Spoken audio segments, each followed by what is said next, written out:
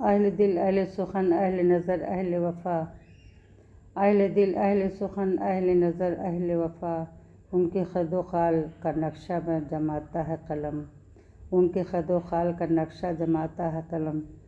السلام علیکم ورحمۃ اللہ وبرکاتہ۔ بسم اللہ الرحمن الرحیم۔ شروع کرتے ہیں اللہ کے نام سے جو بہت بڑے مہربان نہایت رحم والے ہیں۔ تاریخ عالم پر ایک نظر دوڑانے سے یہ بات دشت ازبام ہو جاتی ہے کہ قلم کے استعمال سے اگر کوئی چاہے تو محبت و شفقت و الفت و چاہت اور رشتہ اخوت کو پھیلائے، یا اگر چاہے تو اسی قلم کے استعمال سے شک و حسد، نفرت و عداوت، بغض، عناد کا بازار گرم کرے۔ قلم کی اہمیت یوں تو ہر دور اور ہر زمانے میں مسلم رہی ہے۔ ماضی کے افسانے ہوں، حال کے واقعات یا مستقبل کے منصوبے، سب اسی کے زیر اثر ہوتے ہیں۔ قلم کے بارے میں قرآن یوں گویا ہے، الذی علم بالقلم، تو کبھی قرآن اس کی قسم کھاتے ہوئے کہتا ہے نون والقلم وما یسطرون۔ اور اگر ہم آقا نامدار جناب محمد رسول اللہ صلی اللہ علیہ وسلم کی زندگی پر نظر ڈالیں تو آپ پر جب بھی وحی کا نزول ہوتا فوراً اس کو لکھنے کا حکم دیتے۔ اسی طرح آپ نے کئی خطوط لکھوا کر بہت سے کافر اور عیسائی بادشاہوں کی طرف بھیجے، جن کی وجہ سے کچھ حلقہ بگوش اسلام بھی ہوئے۔ اگر ہم قلم کی تاریخ پر نظر ڈالیں تو حدیث شریف میں ہمیں مقصود تک رہبری کرتی ہے۔ جامع ترمذی میں حضرت عبادہ بن صامت رضی اللہ سے روایت ہے کہ رسول کریم صلی اللہ علیہ وسلم نے ارشاد فرمایا، اللہ تعالیٰ نے سب سے پہلے قلم کو پیدا کیا۔ اللہ تعالیٰ نے سب سے پہلے قلم کو پیدا کیا، پھر اس کو لکھنے کا حکم دیا۔ قلم نے عرض کیا، اے اللہ میں کیا لکھوں؟ بارگاہ خداوندی سے جواب ملا کہ تقدیر لکھو، تقدیر لکھو۔ بس قلم نے وہ سب کچھ لکھا جو گزر چکا ہے، اور ان سب کو لکھا جو آئندہ ہونے والا ہے۔ مفتی شیخ صاحب عثمانی علیہ رحمۃ اللہ علیہ لکھتے ہیں کہ رسول اللہ صلی اللہ علیہ وسلم نے ارشاد فرمایا کہ سب سے پہلے اللہ نے قلم کو پیدا کیا، اور اللہ کی نازل کی ہوئی کتابیں سب قلم ہی کے ذریعے لکھی گئیں اور رہتی دنیا تک باقی رہیں گی۔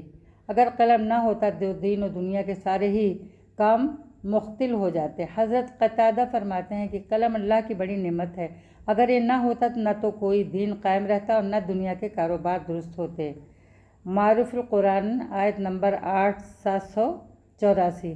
اگر عالم مادی میں ایجاد قلم کے موضوع پر مطالعہ کریں تو معلوم ہوتا ہے کہ حضرت ادریس علیہ السلام قلم کے اول موجد ہیں۔ آپ علیہ السلام نے ہی سب سے پہلے قلم سے لکھا۔ قلم ہی کے استعمال سے امام بخاری رحلی نے صحیح البخاری جیسی عظیم کتاب امت کے سپرد کی۔ اسی قلم کے استعمال نے سقراط، افلاطون اور ابو علی سینا کے ناموں کو بھی ابھی تک زندہ رکھا ہے۔ دور حاضر میں قلم کی اہمیت اور بڑھ جاتی ہے، کیونکہ اس دور میں اسلام اور مسلمان پر زیادہ تر حملے قلم ہی کے ذریعے کیے جا رہے ہیں، اور ایک کہاوت یاد آ رہی ہے کہ قلم تلوار سے زیادہ طاقتور ہتھیار ہے۔ اسی ٹیکنالوجی دور میں تلوار تو صرف عجائب گھر کی رونق بن چکی ہے، لیکن اس کے کارناموں سے انکار نہیں۔ قلم کے استعمال کے لیے ہمیں کتابوں کے مطالعہ کو بھی ضرورت ہے۔ بغیر مطالعہ کے لکھنے کی استعداد پیدا نہیں ہو سکتی، اس لیے ضروری ہے کہ ہم کتابوں کا مطالعہ کریں، اور اگر خدا نے کسی کو قدرتی طور پر لکھنے کی صلاحیت سے نوازا ہے تو بھی مطالعہ کرے، کیونکہ مطالعہ سے تحریر میں شیفتگی اور پختگی پیدا ہوتی ہے۔ مطالعہ کے لیے کون سے مصنف کی کتاب بہتر ہوگی، اس لیے قارئین، اہل علم اور کتب شناس حضرات سے رجوع کریں۔